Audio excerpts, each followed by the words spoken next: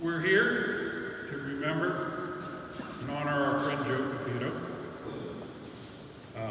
Probably the best way to remember Joe is just look around, because just about everything out here, Joe touched.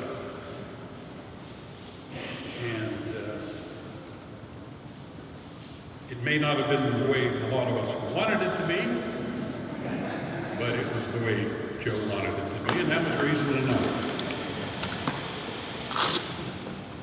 We're going to start with a short prayer.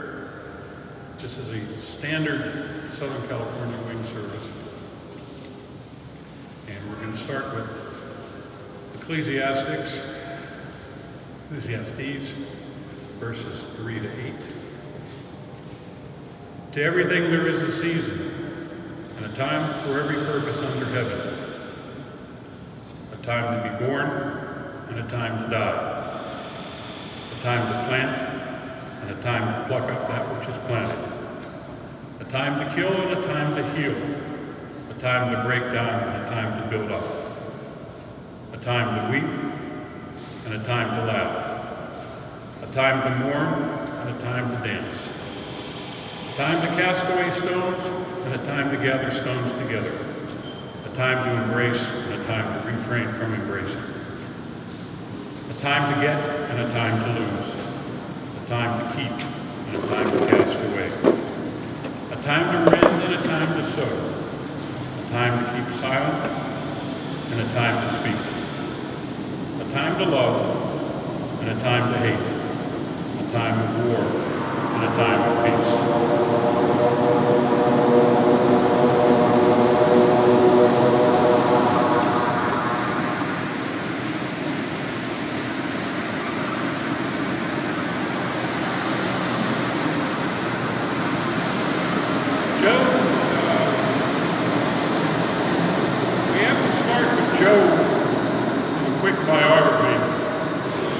Joe was born in Brooklyn, and sometimes he didn't let you forget it. He graduated from Manhattan High School of Aviation and worked in the War Department at Wright-Patterson Field at Topeka Air Force Base from 1941 to 1943. He joined the Army Air Force and served from 1943 to 1946 at Eglin Field Proving Ground in Florida, where he worked on what was to become his favorite airplane, the Republic P-47. He also served at Maxwell Field in preparation to be a B-29 flight engineer. After his stint in the Air Force, Joe went to Roosevelt Aviation School, earned his A&E license. He worked for TWA at Chicago's Midway Airport and John Wilson Cessna dealer in Northbrook, Illinois. He then worked for American Airlines in Chicago and I'm here in Los Angeles Airport. Then he worked for North American Rockwell, working on F-86s and F-100s in logistics and documentation. Worked at Rocketdyne, engine documentation, worked on the Mercury Atlas Thor and Saturn programs, and was the logistic manager for the Saturn S2 stage Apollo and shuttle vehicles. Joe joined the CAF and worked his way up almost immediately from maintenance officer to wing leader, and he served in that position several times. He was the crew chief on most of these airplanes here, and our wing stockroom manager. He shared that with Bill Main. Joe has also been our wing training officer and has done great work with our cadets for over several years. All told, Joe amassed 70 years of aircraft and aerospace experience and has been valuable to our wing since its beginning.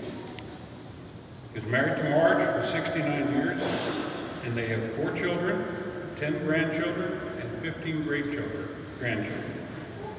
I was trying to gather up names, but I ran out of paper.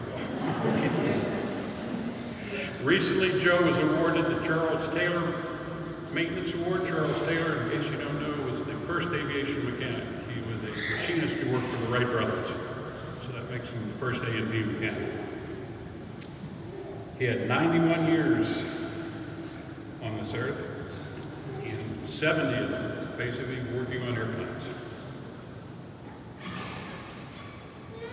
Now, Howard will do a eulogy for his father.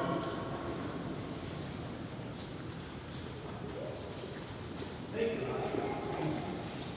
Okay, well, before I begin, of course, I'd like to thank the CAF, the barbers, Jim Sterone. Okay, Jim's outside.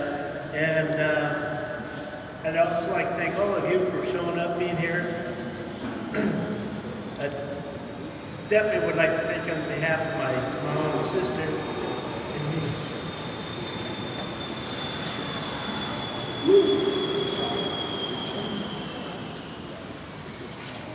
Where to start?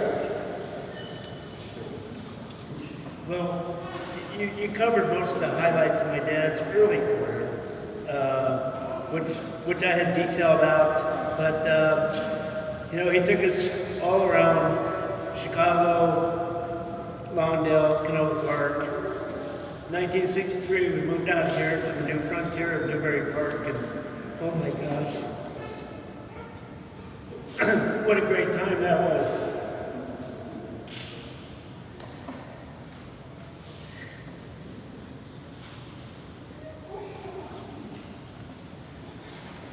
So,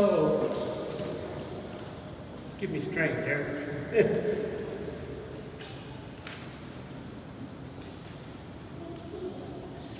He loved working on the old warbirds.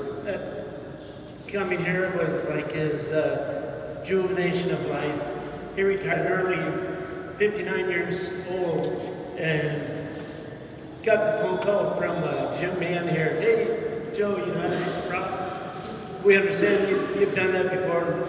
He said, yeah, I think I can do that. So, I mean, the rest is history. He came down, helped with that, and boy, he found his niche here, and he spent excuse me, most of his time here just loving working on the airplanes. I think one of his proudest feats probably was the C-46. He always talked about that, the Bearcat, the Bluebird, and then resurrecting the new hangars on the other side. That was a big feat for him. So he was real proud of that. And, you know, that's the one thing, anybody that came over the house, my dad was there.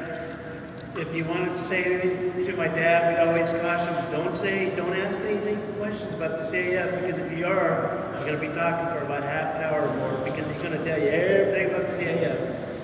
That was his mainstay, so it was always fun.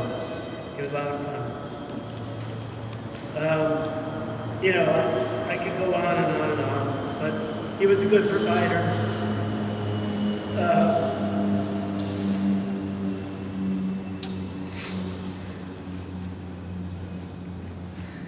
Excuse me.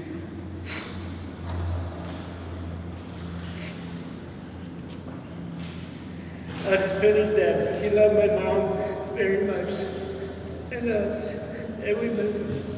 Love you, Dad. Thank you.